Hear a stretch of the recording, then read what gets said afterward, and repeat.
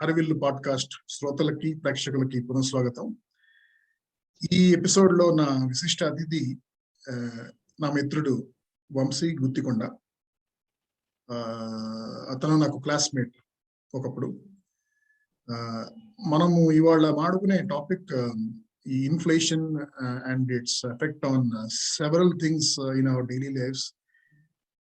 వీటన్నిటి గురించి మాడుకోబోయే ముందు వంశీని తన స్వపరిచయం చేసుకోవాలని అడుగుతాను నేను. Vamsi. Thanks ma'am. Hi everyone. నాకు చెప్పినట్టు we been classmates back in IIM Bangalore more than 22 years back. Post that, I've been working in investment banking and mergers and acquisitions, whether for firms on the sell side or companies M&A and strategy and investor relations functions for the past 22 years. So pretty much been a career banking and financial services personal coach. So I have a fairly decent understanding of macroeconomics and financial matters because that's my bread and butter. Though I can't claim to be like a professionally trained economist, like most of my economist friends who get research firms or fixed income tests, but you use macroeconomics and your understanding of financial markets in whatever analysis you do when you're doing the M&A, strategizing for your company, how to invest, how to make the right capital allocations, how to go public, when to go public, how to price your issues, what kind of investors to target. So all these form an integral part of what I do on a daily basis. So when Nag approached me for this topic, I thought, okay, this sounds pretty interesting. And I think the last we spoke, Nag was probably around 2 years back, just at the onset of COVID. And this is my second such conversation on similar topic, but this is more specific on inflation and its effects. And also, I think the topic is also important because I think the financial literacy or economic literacy of many people is quite rudimentary because we don't teach economics or finance in school or even high school. Most people have a very poor understanding of financial matters, which unfortunately continues even now because unless you take it as an elective in schools, most colleges don't offer economics in their high schools, and unlike many of your physics, economics, geography, history kind of subjects, many of which you may not ever use in your life ever. Right? Economics and finance affects people on a daily basis. It's surprising that these are not taught to people at a young age. So that's why I think it's important to touch upon these matters in these kinds of video or podcast formats so that at least people develop some kind of understanding. Yeah. So, నువ్వు నీ daily లైఫ్లో వృత్తిపరంగా ఈ economics micro and micro వాటిని track చేయటం, దాన్ని బట్టి decisions తీసుకోవటం అదొక ఎత్తు అయితే, నీ పర్సనల్ లైఫ్ లో కూడా నువ్వు ఇవి యూజ్ చేస్తావు అనుకుంటున్నా. అంటే I just want to confirm with you whether you also manage your own wealth. Personal finance అనేది నువ్వే మేనేజ్ చేస్తావా లేకపోతే ఎవరికైనా? I manage my own income. I don't work with anyone. I also manage a couple of other family offices, like old friends and their own family office on my own personal interest. So these things like inflation or macroeconomic things, are top of my mind always when I make these investment decisions. Yeah. Okay. So let's get started with some basic understanding, some basic definitions so that all of us are on the same page. ఏంటంటే inflation అంటే ఏంటి, దాన్ని ఎలా measure చేస్తారు? So I go back to one basic question. I remember asking because I studied economics in intermediate humanities, maths, economics, commerce, and I also had economics in my 8th and 9th, I think, in ICSE. So I started studying economics right from school and college days. So I remember asking, I think my economics teacher in school or college, that India with the poverty, why don't we just print notes and give it to people? A basic question, I'm sure 90% of the people would have that question in the back of their mind. And the RBI double picture se bachkar janalke poverty type for the. So the basic simple explanation to that is,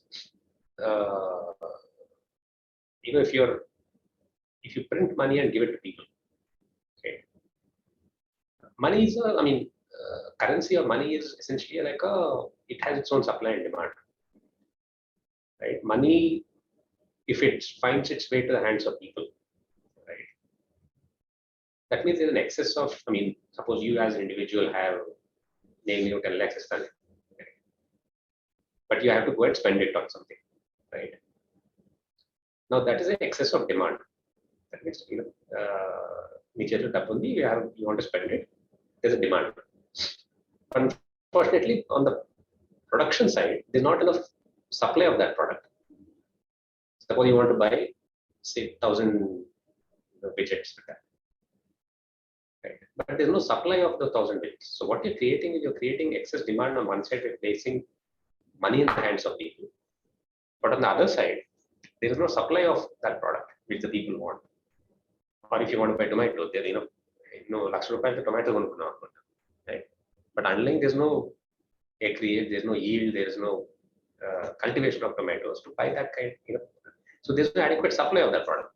So ultimately, if you place more money in the hands of people, right, without adequate supply being created on the other end of the chain, you ultimately lead to higher inflation.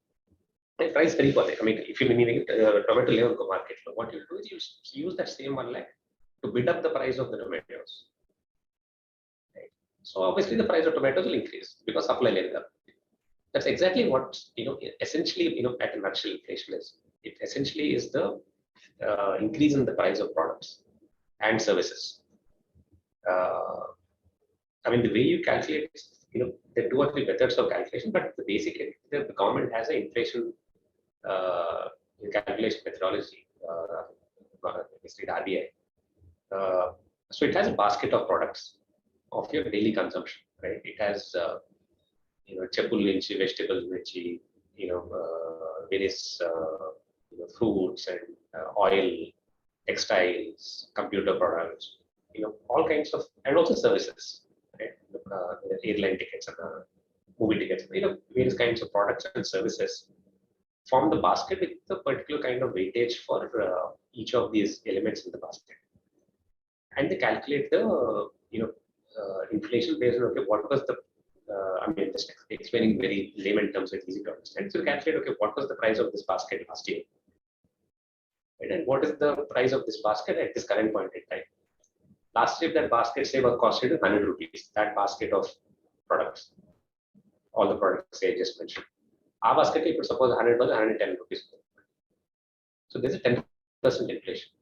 And the same basket of products that services consumed last year now cost 10% more than last year. Now, that in a nutshell is what inflation is. It's a increase in the price of products, and you essentially compare it with the previous year. Currently, we got, for instance, on Friday, US inflation, numbers came out. It was at 8.6%. 8.5, I think 8.6. So essentially, it is the highest in 41 years. US inflation usually is like 1-2% at the conventional, but this is the highest inflation in 41 years in the US. That's the reason why the markets are also falling today on that Friday. In India, inflation was around the last, I think, when the RBI numbers came out last, probably a week or 2 back. Again, that was around 7% or something. So again, that is a increase in the price of that basket of products over last year to this year. And again, inflation, there are 2 different numbers you see. One is wholesale price inflation, one is consumer price inflation. Wholesale price inflation is what is the inflation for the people who actually make those products, say for factories and whether it is all the various services companies, hotels or restaurants.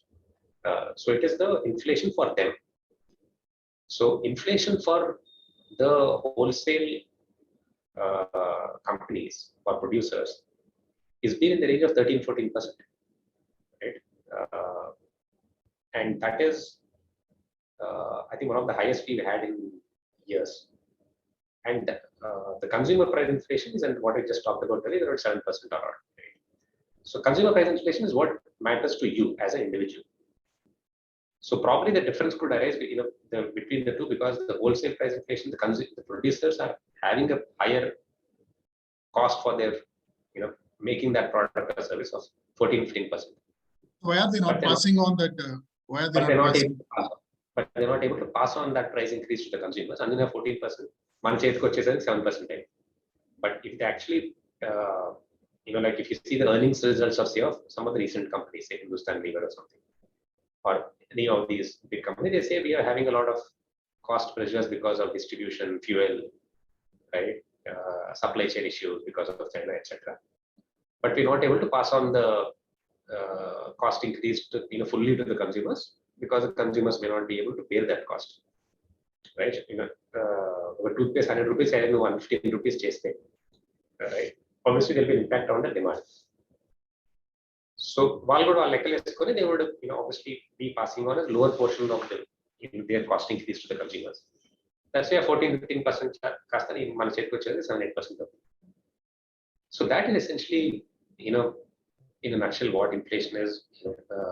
The two metrics, WPI, wholesale price inflation, and consumer price index, which is CPI inflation. So, what has caused this high inflation in India? Anedi naaku koncham strange ga undi, endukante US lo enduku prices perugutunnai anedi koncham ardham chesukovachu.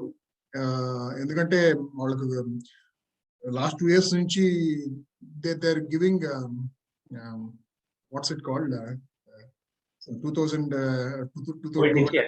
a lot of COVID time, which announced a lot of direct cash transfers. Direct cash transfer to each family, etc.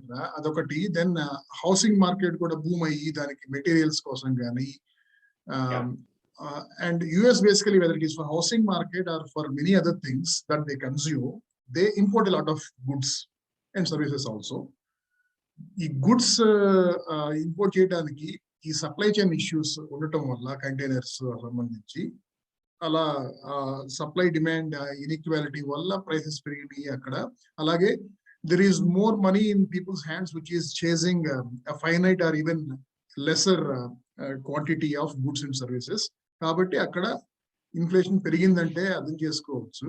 కానీ నాలాంటి వాళ్ళు కూడా అర్థం కానిది ఏంటంటే, ఈ ఇండియాలో inflation ఇంతగా పెరగడానికి అన్ని కారణాలు ఏంటి? Multiple reasons. I mean, to some extent, inflation was, going up even last year, but it has actually taken a steeper increase. Seen a steeper increase over the last 6 months, especially post, the Russia, invasion of Ukraine, because that, has led to a steeper increase in oil prices. One, the oil price was rising for the last 1 year. So last 6 months, the oil price has taken a steeper increase. One. Number two, because of, again, the Russian invasion of Ukraine, a lot of food prices and commodity prices have increased, because Russia and Ukraine are important parts of various commodity and food grain kind of the supply chains. So that has been affected, and that has led to a food inflation. And because of the blockages at various ports and exclusion of Russia from the market, there have been supply chain issues arising out of there and arising out of China also, because China has been following for the past few months very aggressive zero COVID strategy. City cases, they shut down the entire city for 2 weeks. Right? So that has also led to a very significant supply shock. Right? So these three were, impacts for the past 6 months. But even from mid last year, the inflation has been on the upper end of RBI's range of 4 to 6%. RBI has a range of 4 to 6% where it wants to maintain inflation. That has been breaching that 6% number for since almost mid or almost first half of last year. It has jumped even higher, from January this year, but last year because oil price have, worldwide what has happened is last 2 years since once the, once all the central banks started printing money and giving out direct cash transfers, fiscal incentives, etc. to public and corporations. Obviously, oil price have followed suit, right? So that that has had an impact on the Indian, because India is such a huge oil importer. That has an impact on the Indian inflation, and also according to India is still depends, sees a lot of foreign inflows. So money which is printed and handed out to citizens in the US finds its way ultimately to India, right? Through emerging market investment funds, through their 401k investments, right? Through various private equity funds. Right? The fact that you're able to buy something at a discount in India on Flipkart or Amazon is because somebody, some teacher, some fireman in the US has put his pension funds in a 401k or PE fund, right? Which is started investing in the Indian markets. Right? That has led to a huge asset price inflation in India also, whether it is real estate, whether it is in equity market, bond markets. Ultimately money gets transferred from the US or developed markets to India fairly quickly. So that so Indian inflation is is on account of all these reasons. మనం ఇంతకు first అడిగినట్టు అక్కడే money transfer అయింది, so you can understand that there inflation has occurred, but in inflation transmits across regions very quickly. So it's not like any one country will be immune to it. అది మనం కొన్ని key materials import చేసుకునే markets ఏవైతే ఉన్నాయో, అంటే soya కానీ లేకపోతే I think some metals also that mean that going to making of all these goods packaging or whatever, అవి కూడాను 2 years నుంచి బాగానే పెరిగినట్టున్నాయి కదా కోవిడ్ వల్ల. Oil, for instance, right? We import a lot of oil, right? 10-15 years back, actually, we used to probably not export, but import fairly small portion of our oil requirements. But last few years ago, because we have our oil policy and has been screwed, and we've I think our cultivation of local oil, whether it is groundnut or sunflower, has not kept pace or actually come down. We're importing a lot of our oil requirements. Last 1 year,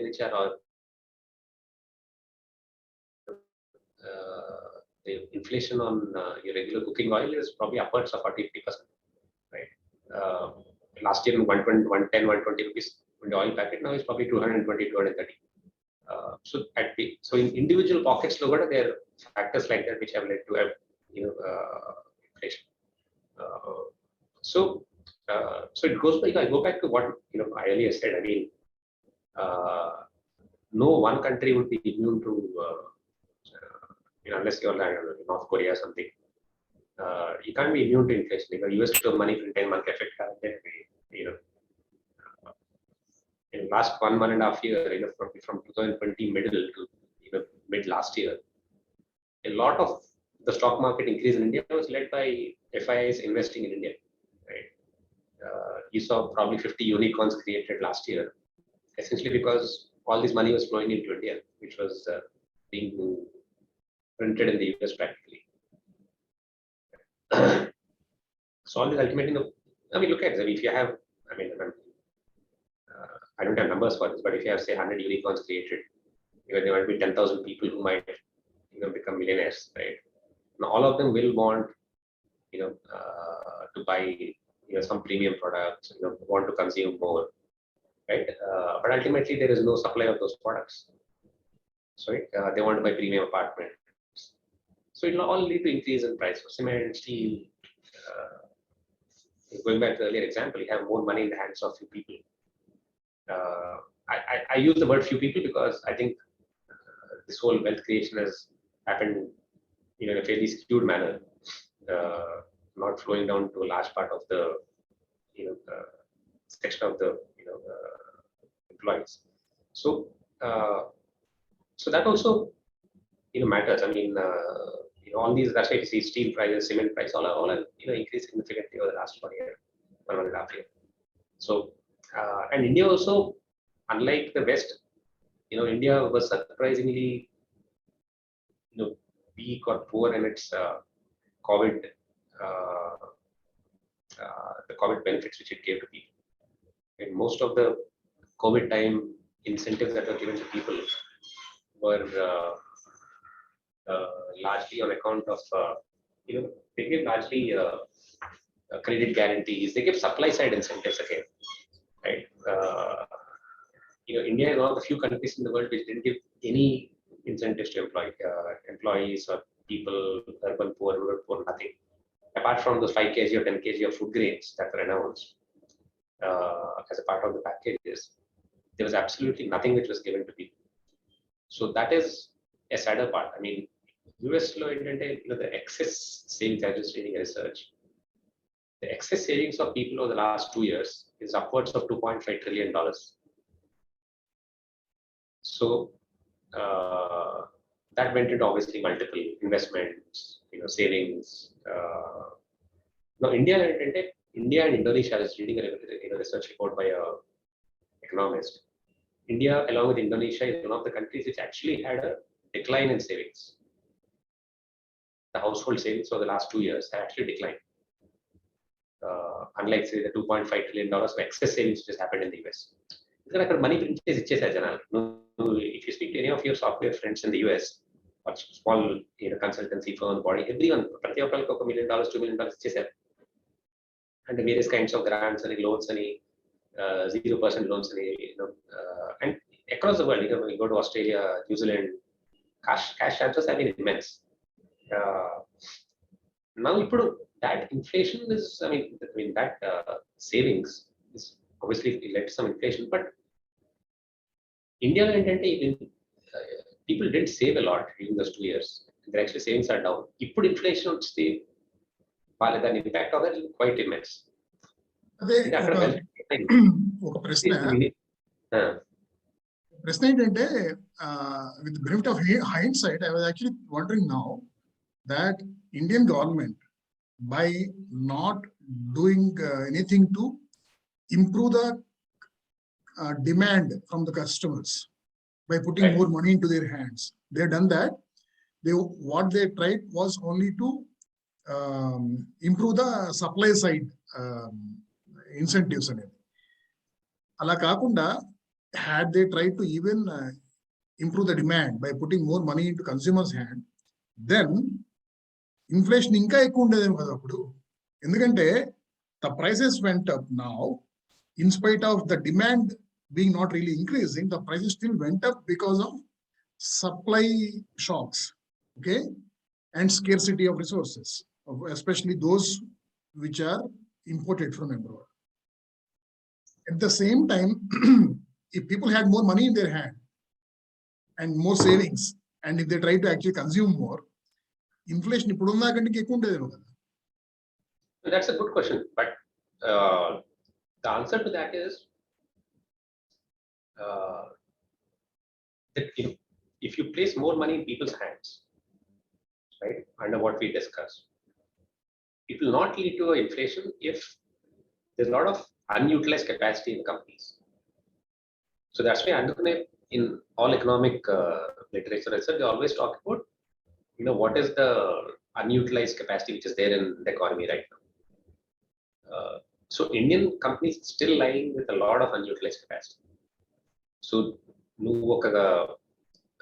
rural economy, suppose you distributed say 2 lakh crores, right? They would certainly have the capacity to buy say a lot of two-wheelers, cycles, whatever. Right? That not probably have led to an increase in inflation because companies are sitting on a lot of unutilized capacity.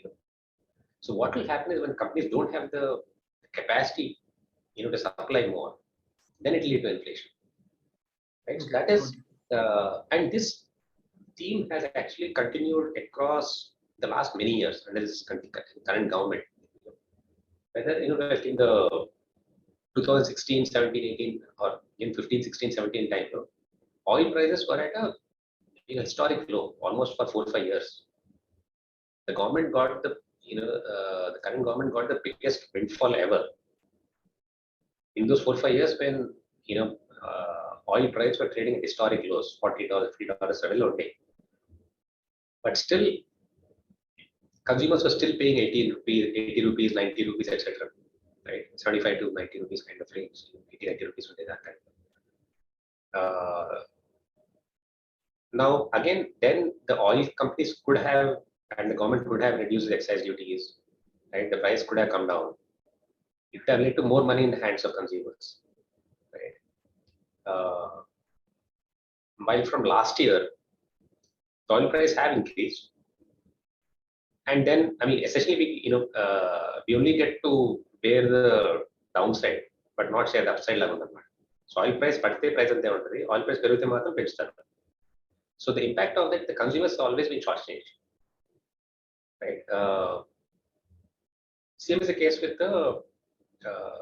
So what many people don't understand is India's current macroeconomy is so weak because even before COVID, for 10 quarters, our GDP also continues to decline.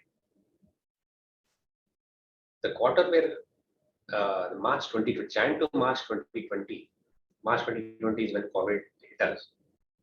I think the GDP was 4% or something. Right? It had been declining for 10, 11 quarters consistently. Obviously, because people's memory is short, they don't recollect that. Right?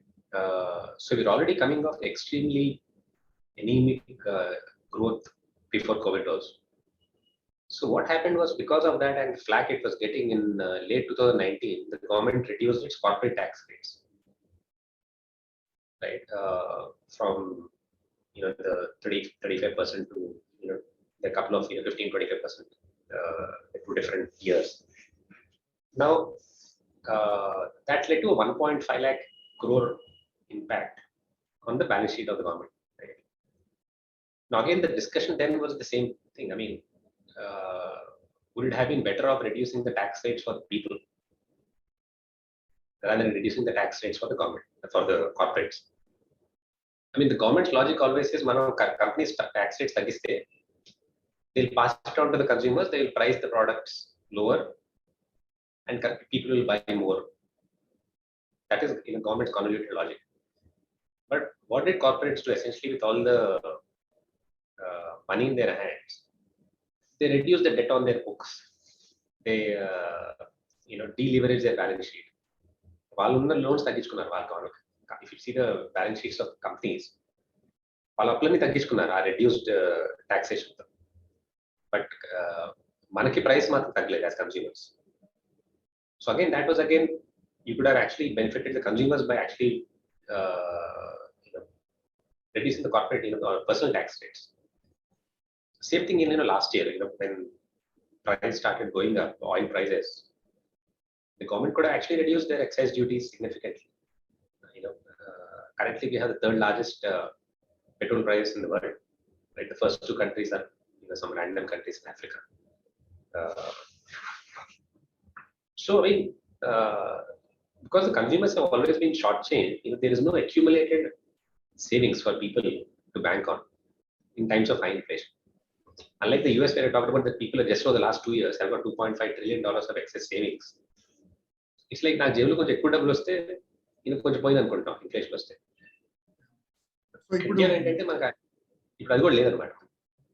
ఇప్పుడు ఏం చేస్తుంది government? What are they trying to do to contain the inflation other than increasing the credit rates? So just going back, just to make the audience understand how does government try to tame inflation? Right. What it does is it tries to first step, if you when more money is in the hands of people, right? if you want to cut that down, whether people or companies also, the government tries it down to tries to reduce the, or rather RBI is controls the inflation, because what RBI RBI's mandate is to maintain inflation within 4 to 6% range. So what it does is, okay, if inflation is going through the roof, say it's 7 or 8%, what it does is it reduces the supply of money in the economy. మన ముందు చెప్పినట్టు money ఎక్కువ ఉంటే inflation పెరుగుతుంది అనుకుంటే, simplistic method, it tries to reduce the supply of money by increasing the interest rate. నువ్వు అప్పు తీసుకోవాలనుకున్నట్టు, అగైన్ ఐమ్ సింప్లిఫైయింగ్, నువ్వు అప్పు తీసుకోవాలనుకున్న బ్యాంక్ దగ్గర for buying taking home loan or personal loan, obviously if interest rates పెరుగుతుంది తీసుకో loan, అంతే కదా. కంపెనీస్ కూడా అంతే, if interest rates increase they will not borrow, they will not take money from banks or NBFCs, whatever. So that is how RBI also tries to manage the inflation, saying that, okay, I'll raise the interest rates so that people and corporates will borrow lesser, right? There will be lesser of these demand side impacts on the economy. So that is what RBI has been doing.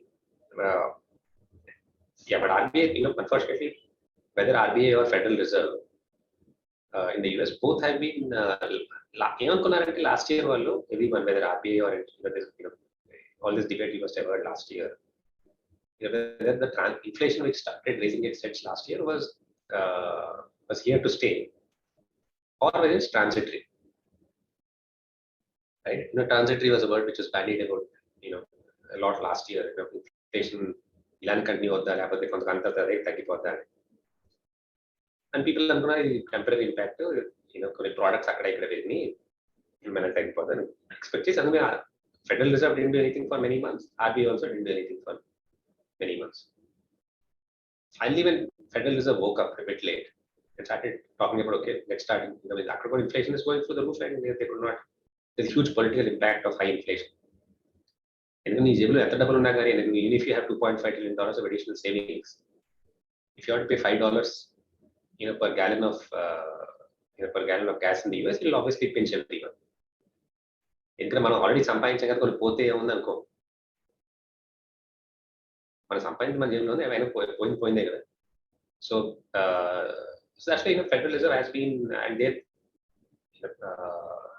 been giving out periodic guidance that they will start easing off the money supply and do aggressive rate hikes to bring the inflation under control. So again, because everything is linked up in the macro, once the US starts increasing interest rates, India will have to follow suit. The reason for that is, money moves across borders pretty easily nowadays, right? Whether financial institutions, even individuals can move their money easily now.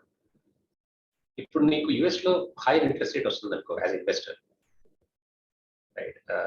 RBI అంటే ఒకటేంటంటే RBI or Federal Reserve increases the rates is not just the lending rates, foreign rates పెరుగుతాయి automatic, right?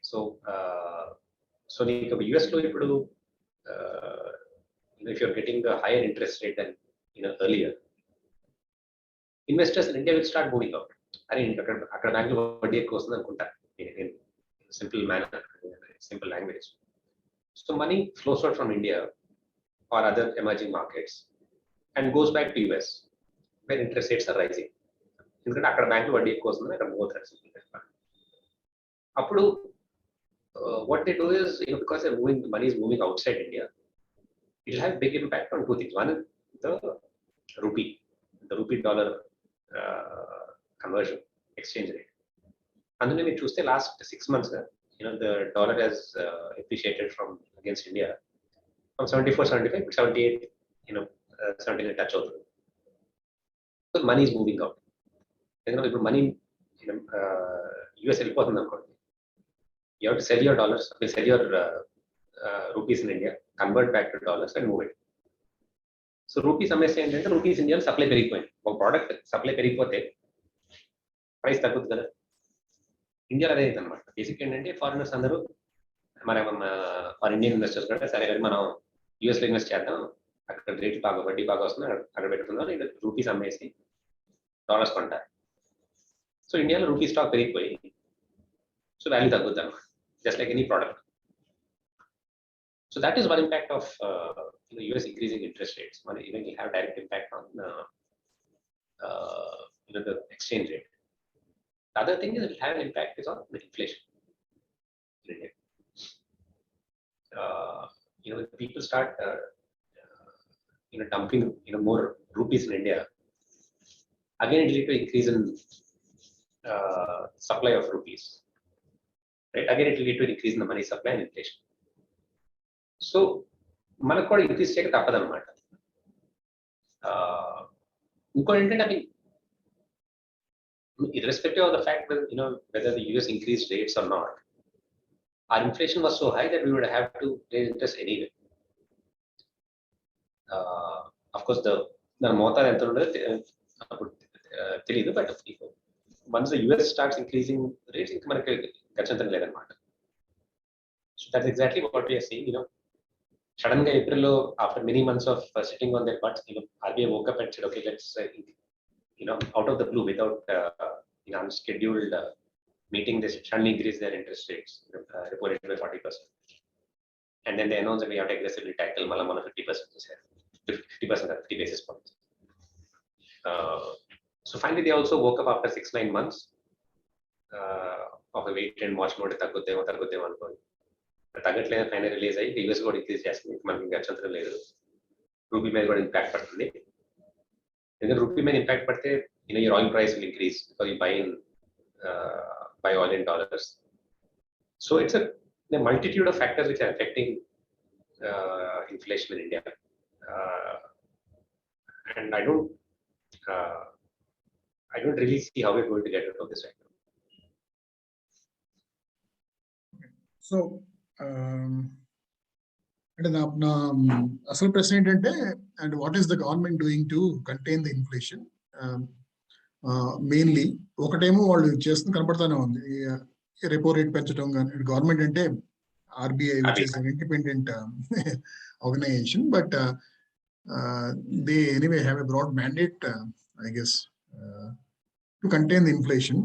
Now that they can see that the inflation has reached that 6% mark, they're trying to contain it. Other than what RBI is doing, what is the government doing to contain the inflation in terms of specifically to contain the prices? So that's why last 1 month the government is trying to do some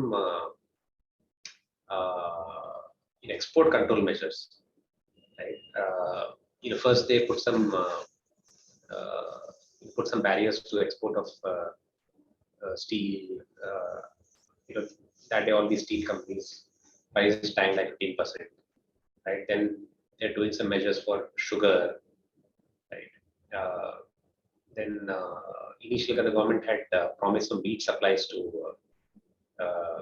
many of these countries because the wheat supply from Ukraine had come down. Our government thought మన దగ్గర wheat supplies చాలా ఉన్నాయి godowns లో, మనం ఒకటి export చేద్దాం అనుకున్నారు. But because then obviously they did a screw up, they didn't do their math correctly. They underestimated the impact of the strong heat wave this year. All of which had an impact on the or likely to have an impact on the wheat production and what will be there in the godowns.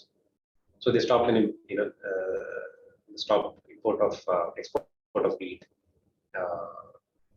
So by trying to control the agricultural and some of these commodity price exports,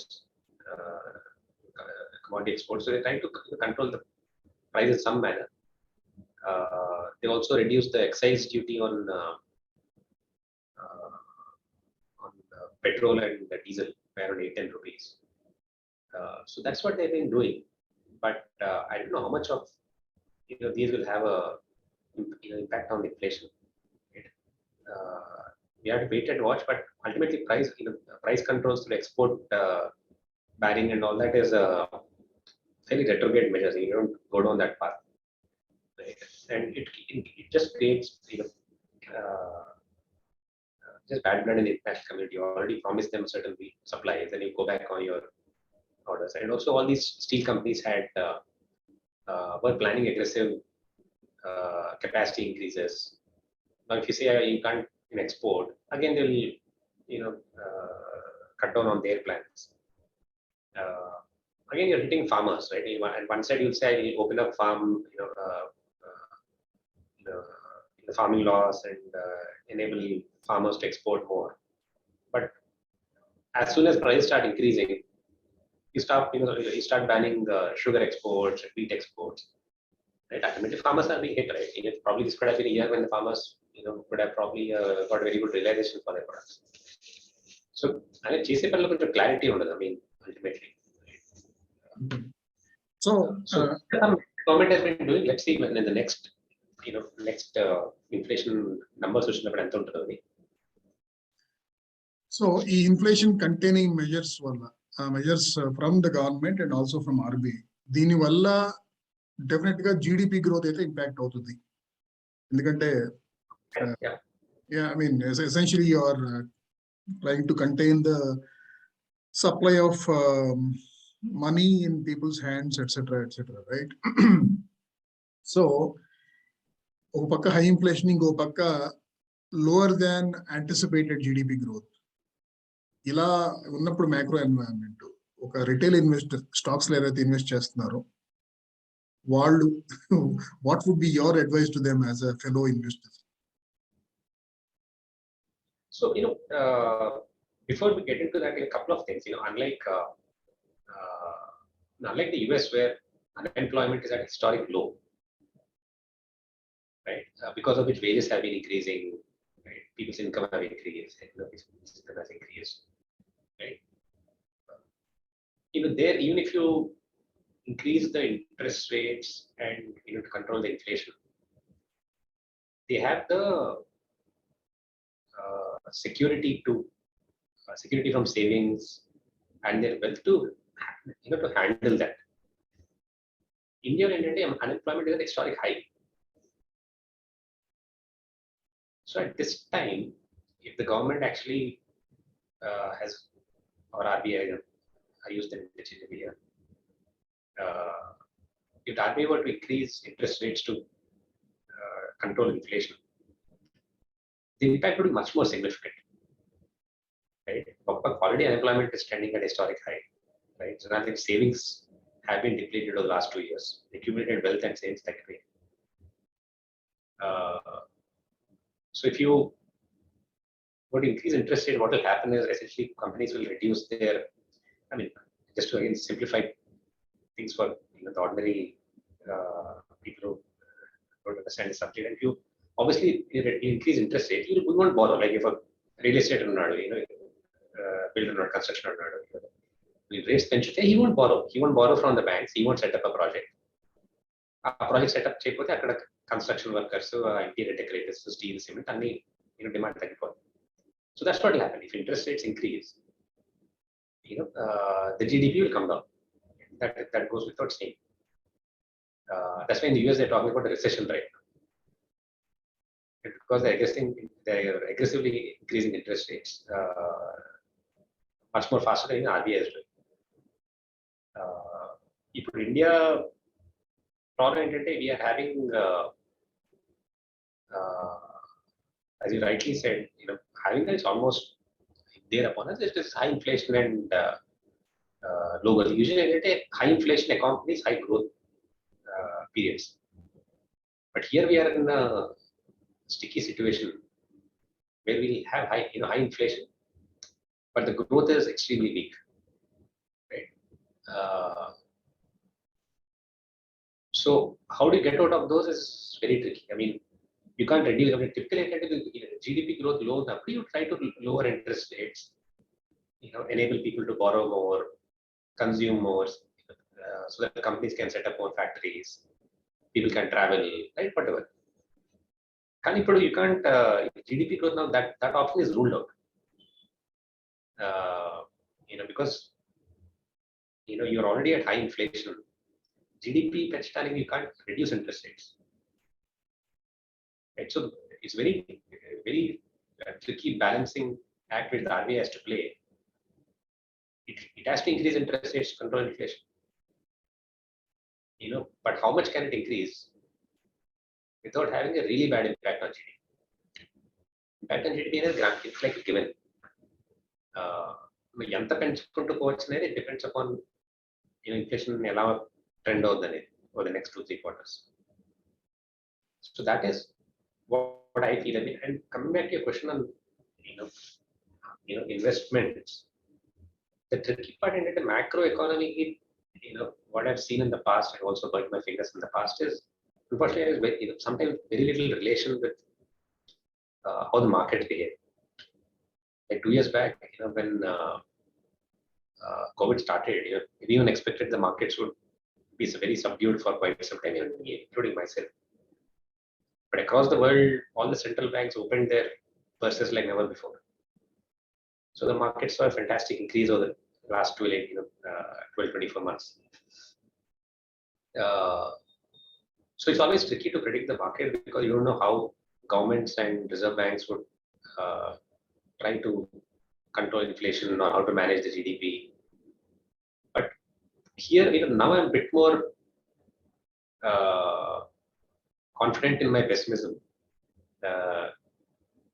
And inflation is not turning.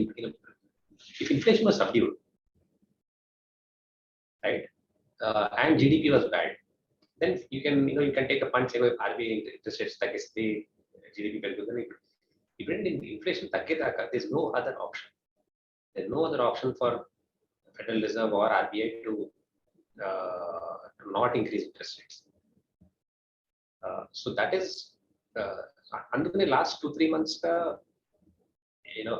markets have been correcting very steeply. They have been correcting much more steeply in the US than India.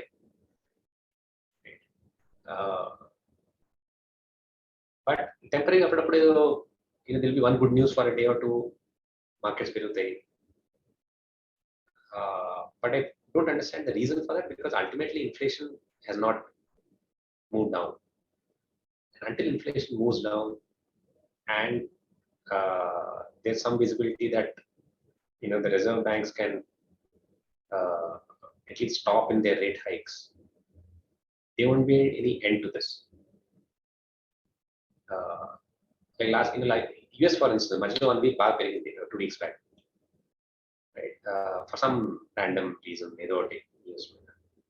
but underlying inflation numbers came out on Friday. Market tanked 3%. Today, the India market also tanks at 2.53%. So there will be temporary, 3-4 day or 1 week recoveries to, which can lure the ordinary investor in. But until there's visibility, I would urge caution. And I think Indian markets are still overvalued, to be fair.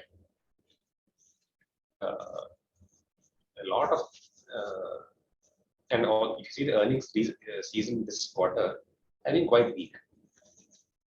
And if you put that against the high valuation in many pockets of the stock market, I think there's still significant room for correction.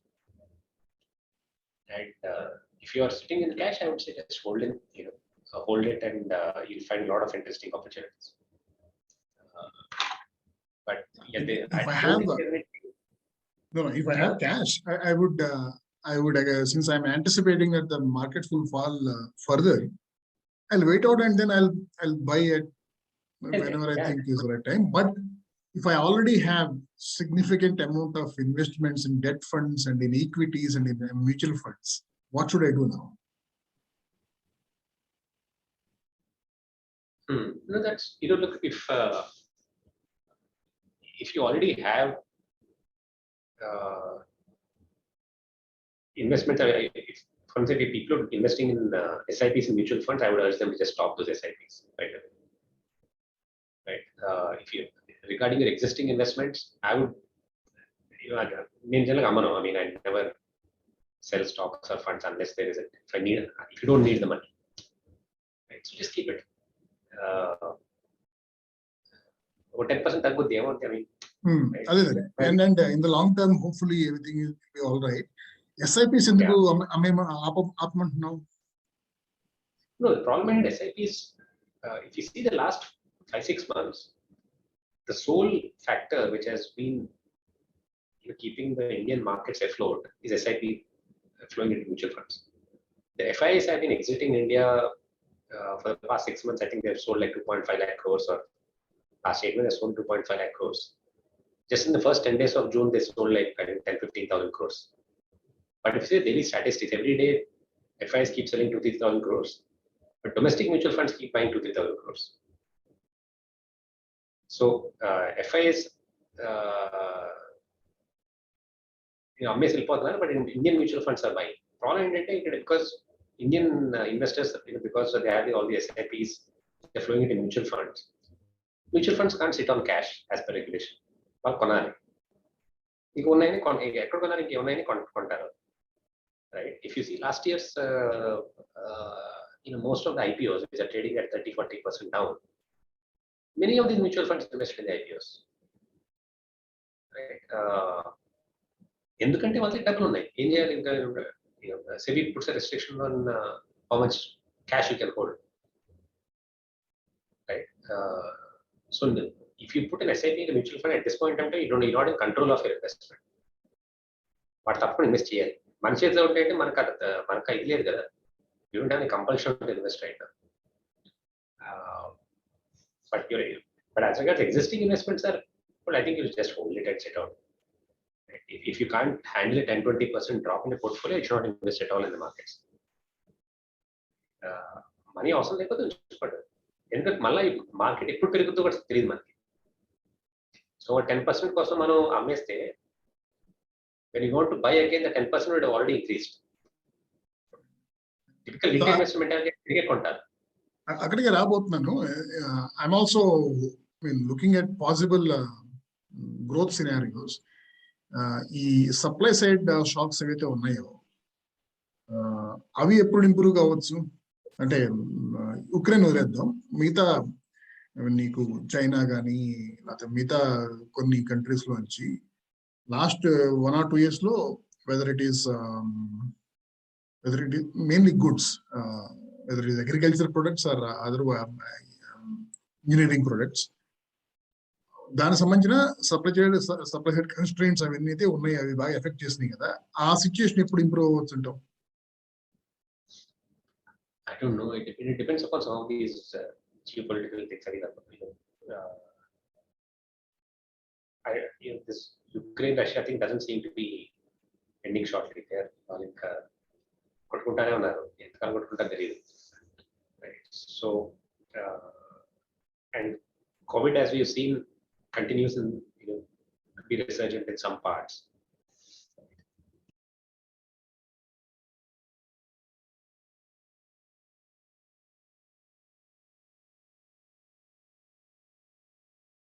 So I resolve by Dhaka. I don't know how some of these related supply shocks will change, but supply shocks, as I said, are only a small part of the inflation. Even if you take the inflation charts even before January or February this year, right? India, abroad, the inflation was increasing. Right? So you can see the craziness in with all the excess money floating around, NFTs and crypto and unicorns being created every week in India. All of this is typical signs of a bubble, right? And, it doesn't take too much to understand, because people like us who have been through 2001 bubble or 99-2000 bubble or the 2006-7-8 kind of bubble. It's pretty much evident, the wild behavior is evident for everyone to see. You just have to be patient not to be dragged into that. So, supply side, the pressure is easy, ultimately the huge amount of money that has been let loose in the world economy, that has to be pulled back. And asset prices will trend down. right, across the board, whether it is real estate or savings. ఇండియాలో కూడా జనాలు SIPs లో పెడుతున్నారు, but ఎంతకాలం పెడతారు తెలియదు నాకు. Ultimately, they also have to exhaust their savings pool, right? That is the sole thing which is holding up the markets. Yeah. వీటన్నిటికి తోడు ఇంకొక నెక్స్ట్ 18 months లో 18-20 months లో ఎలక్షన్స్, కొన్ని state elections followed by the big final general elections, ఇవన్నీ కూడా ఉన్నాయి కాబట్టి. Yeah, that's also on the back of my head, because after 15 months, I think essentially you'll start planning for the next elections, right? So then, I don't know, I mean, the way the food and vegetable price, oil price are at right now. But I mean, the government always has other tricks up its sleeves to the election, so let's not get into that. But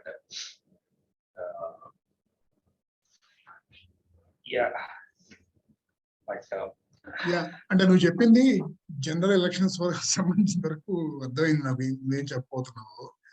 ఎందుకంటే they can set the agenda if they want, they can rather divert the attention away from the economic matters, even though it's not so easy. కానీ state elections లో, అంటే for example మన Karnataka elections కానీ ఉన్నాయి, then Telangana ఉన్నాయి, రాబోతున్నాయి next year లో. So ఇలాంటి చోట్ల ఐ మీన్ ప్యూర్లీ ఆ కమ్యూనల్ కానీ వేరే ఇష్యూస్ మీద they can't win elections, right? I'm guessing that actually whoever is in power now, it will be very difficult for them to convince people that they can, the parties who are in power, who are overseeing the situation now, where people are feeling miserable because of unemployment and low income, etc., etc. Whether the same parties who are in power, whether they can convince these populations that they will be they are still the better choice to give them a good life అనేది state లెవెల్లో అదైతే చాలా కష్టం అవుద్ది అనుకుంటున్నాను. I don't know. I mean, I've stopped trying to estimate what people might want based on their economic prospects, or otherwise there's no reason for the UP elections to have turned out the way they are, right? The UP's per capita income growth over the last 4-5 years has been 1.5%. Right? The economic record is pathetic. But people still, current guy still won, right? So I don't think that economic prospects matter to people as much in India. I think as long as there are other things to arouse their passions. So that being said, I think USA because US inflation is a very hot topic, right? And it's and US in November, December they have their midterm elections already. Right? So that's why they'll try to aggressively tame the inflation before that. So India got tougher though. I mean, we have to keep on increasing interest rates if things go out of control. And as you rightly said earlier, the current inflation of 7-8% is slightly tough to believe.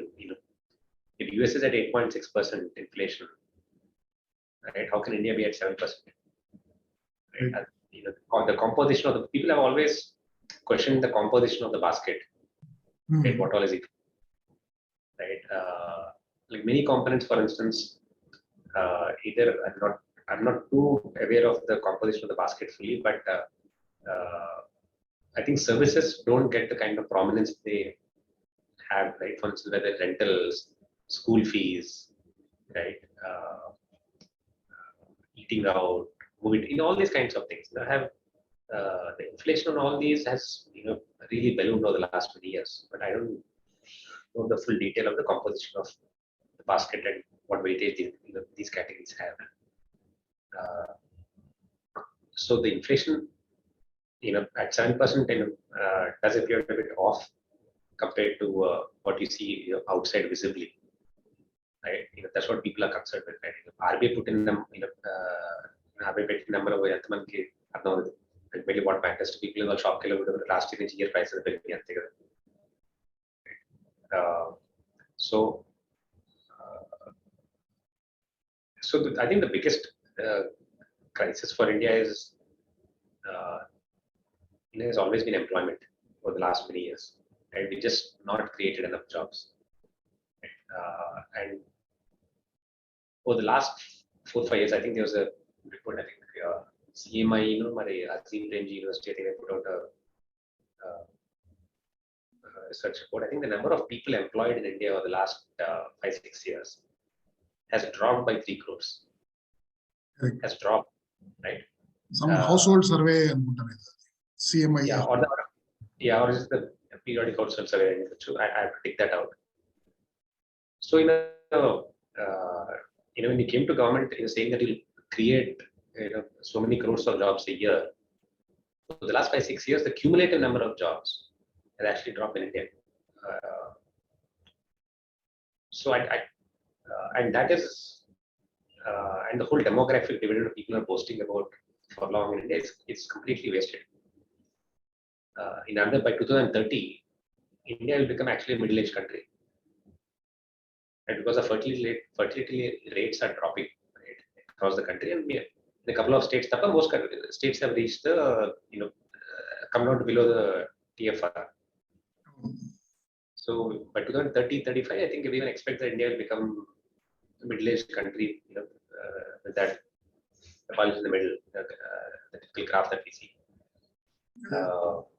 So that's a huge crisis unless you create jobs for the people right now.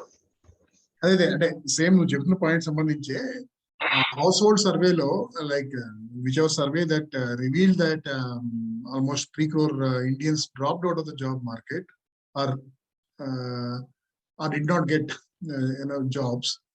Same survey actually indicated that strangely there are more number of Indians now, they are giving up on their will to work ever in their lives because they feel that there are not enough jobs for them. I mean, there are no jobs for them. So in fact, one of the most worrying trends is the drop in what's called female participation in labor workforce. And this is happening not just in the current regime, but even in the last 10-15 years, which is a very surprising part. In fact, our participation of women in the workforce is now poorer than many of the Middle Eastern countries also, whom you criticize for not giving freedom for women or whatever. I've seen many studies, but I haven't seen any really solid research into why this is happening. Women are dropping out of workforce at a phenomenal pace.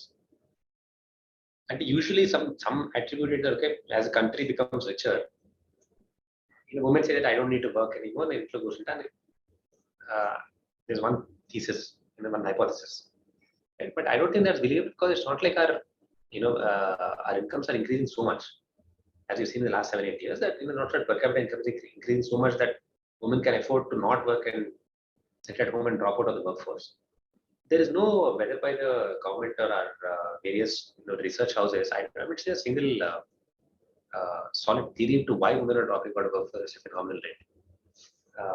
So that's why the calculation of unemployment in India is when we say that in unemployment there is only 6 or 7%.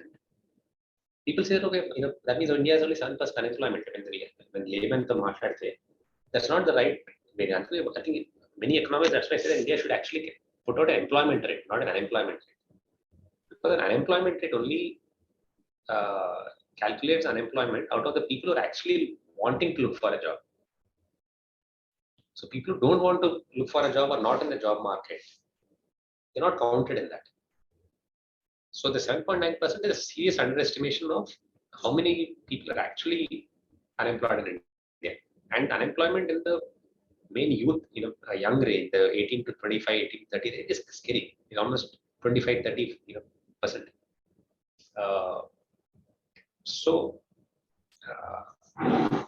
I honestly, I'm quite pessimistic about the whole macro situation in India.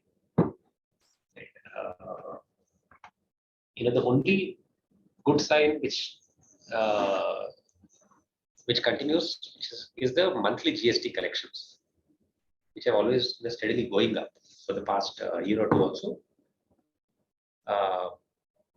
I don't know again the reasons for that, because when the macro is looking so weak, it's surprising that the GST collection should rebound so strongly. Partly, it's also could be explained by the fact that there's increasing formalization. Small and medium companies are, getting squeezed out, and increasingly the formal big firms are taking over. And the earlier smaller firms are not obviously paying GST, or they're not compliant. But now the bigger firms are more compliant and paying more GST.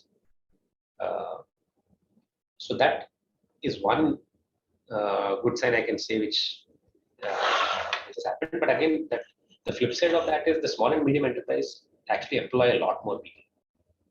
In terms of the capital efficiency, for the same output, the bigger firms employ more equipment, more machinery, more automation. The number of people requirement is far lower, but the smaller firms depend on a lot more, physical people in the shop floor, or in your outlet or whatever. So that's the flip side of it. You might be able to increase GST collection by the formalization, but the impact on employment actually will be negative. So that's why I'm a bit of a pessimist on the Indian economy. I've always been for. So before we end, say something positive.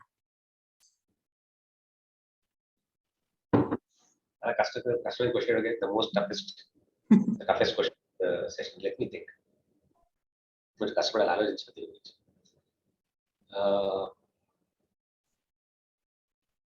I think that the positive spin on this is, with the ongoing correction in the markets, I think there are some pockets in the economy which are coming back to fairly reasonable valuations for people to, but there's no daring. People can do their research. Right? There are individual stocks available. Some under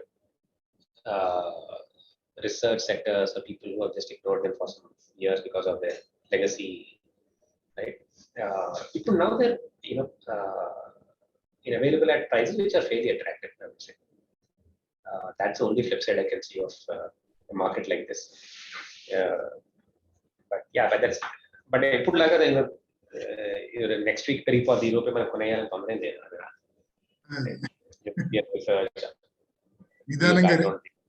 నిదానంగా research చేసుకుని.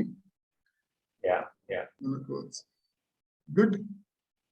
So thanks, sir. We will catch up again on some other topic sometime soon. Sure. Thanks, sir. Hopefully this topic was interesting to people, and we didn't bore them. Yeah. Okay. Bye. Thank you. Bye.